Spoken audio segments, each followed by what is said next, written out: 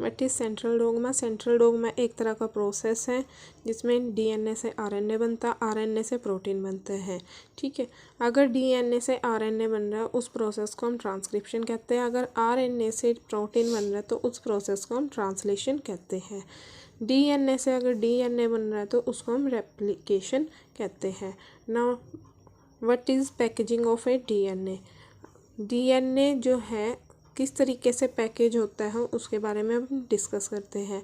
तो prokaryote sales में, जैसे बैक्टीरियल सेल्स होते हैं, उनके पास क्या होता है, वेल डिफाइंड न्यूक्लियस नहीं होता। तो जो डीएनए है वो सेल्स में स्कैटर नहीं करता। तो क्या करता है, डीएनए बाइंड करता है कुछ प्रोटीन के साथ जिसको हम न्यूक्लियोइड्स बोलते हैं। न्यूक्लियोइड्स क्या करता है, एक लार्ज लूप बनाता है प्रोटीन के साथ। ठीक है, अब यूकैरियोट में क्या होते हैं, कुछ पॉजिटिवली चार्ज प्रोटीन्स होते हैं जिनको हम हिस्टोन्स बोलते हैं। अब ये हिस्टोन्स क्या करेंगे, 8 मॉलिक्यूल्स बनाएंगे जिसको हम हिस्टोन ऑक्टामर बोलते हैं। अब जो नेगेटिवली डीएनए है वो हिस्टोन के अराउंड वार्प हो जाएगा तो एक स्ट्रक्चर बनेगा, उसको हम न्यूक्लियोसोम्स बोलते हैं। जो न्यूक्लियोसोम्स होता है उसमें 200 बेस पेयर होते हैं। न्यूक्लियोसोम जो होता है उसमें रिपीटिंग यूनिट होती है क्रोमेटिन की। ठीक है, क्रोमेटिन से फिर हमारे पास क्रोमेटिन फाइबर बनता है।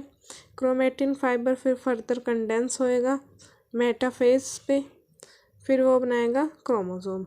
अब जो क्रोमेटिन की हायर लेवल पर जो पैकेजिंग होती है उसमें कुछ एडिशनल प्रोटीन भी चाहिए होते हैं जिनको हम नॉन हिस्टोन क्रोमोसोमल प्रोटीन बोलते हैं। अब कुछ न्यूक्लियस में क्या होता है, जो क्रोमेटिन होता है वो क्या होता है, लूजली पैक होता है, तो वो कैसे लाइट स्ट्रेन होता है तो उसको हम यूक्रोमेटिन बोलते हैं।